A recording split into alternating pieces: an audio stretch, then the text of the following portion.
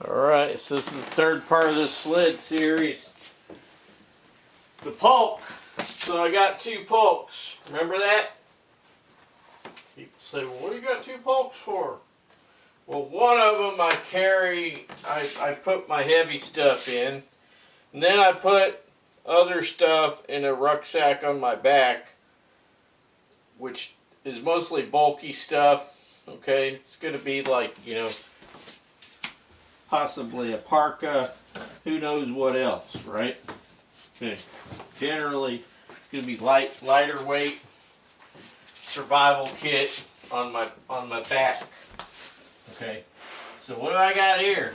What do I need a second Pulk for? Well, I need it so I want a shelter, right? Because we ain't going to be messing around with tents and stuff. Right, so what I got here is I got a second Pulk set up just like the first one. However, in this one, keep a lot of your stuff for sleeping mostly ready to go. You don't want, before you head out, you pretty much want to set it up so you can just crawl in it. Alright? Now, you don't have a lot of room, you're not going to be able to stretch out, it's not for lounging. So what do I got in here? I got rolled out Insulite foam sleeping pad, closed cell foam, military. And then I've got my seat that I modified. Okay? So this is my camp chair / seat / secondary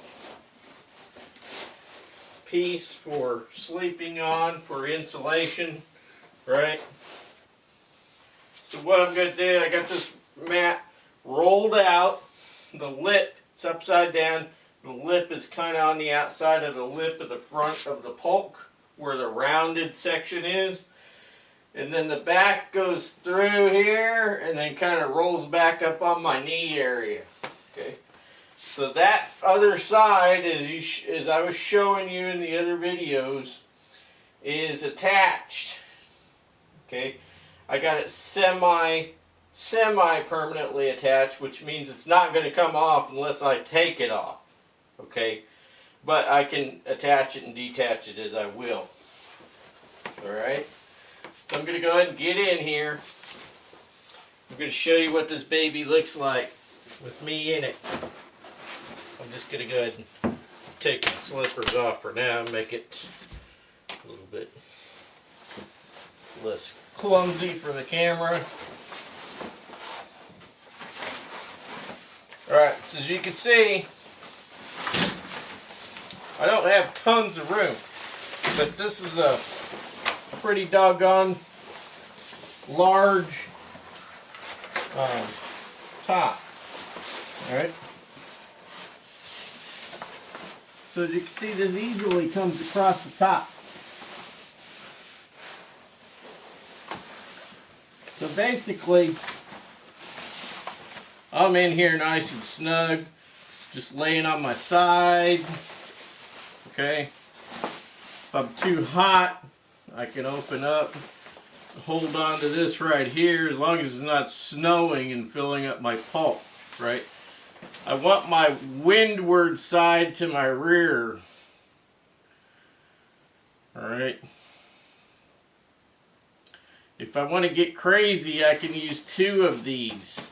Just get me another one and put it on first, and then have this one on top, double layer, right? I could do that, but I'll tell you what, I'm really warm right now. 'Cause that's nice beauty about these Pulk covers is you could use them for a tent. Alright. There. Now if I want to, I could just take something to hold that out, let some fresh air in, I could just stick something down in the snow, and I could use this tie-off D-ring, right? So I could just tie that out slightly, And then I keep my air circulation there nice, right? So, and there I am. That's me and my second pulk. So what I do is I got one pulk, one sled that I pull with all my kit. And then the other sled or pulk is for sleeping. Right? Protection from the elements.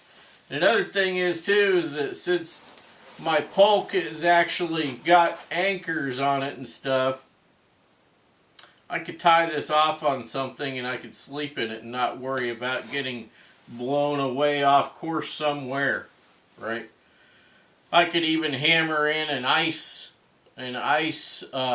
screw if I wanted to. If the floor that I'm operating on is ice, I could take an ice screw and pound that in and screw that into the ice in the ground and go ahead and tie off on that, and I won't deviate from where I'm at. You see, feeling nice and toasty here. So as you know, since this is a waterproof cover, this is going to be impermeable to air. It's also going to create a it's going to create a very warm environment because it's not letting any air out, right? So the heat from my body is going to superheat this cover here, and then, you know, obviously there's probably going to be some condensation buildup in here. So to keep the condensation, like I said, do a little pull out of some sort, okay, to let the air flow underneath, give you some good air to breathe, and also keep the condensation down, but yet you still stay warm, okay? Because the other parts of the roof will be, you know, held tight up against the pulk. All right? Just show you one more time.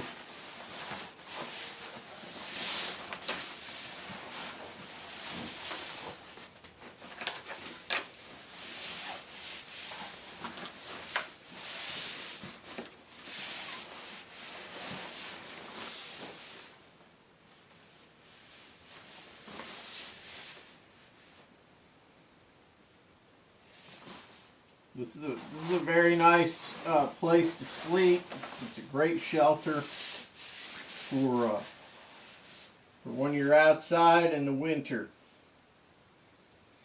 and you don't have time to set up a camp. You don't have time to do any kind of lean-to type stuff like that. All right.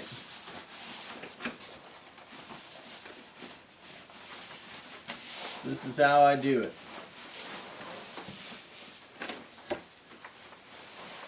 This is how I do it. I recommend it.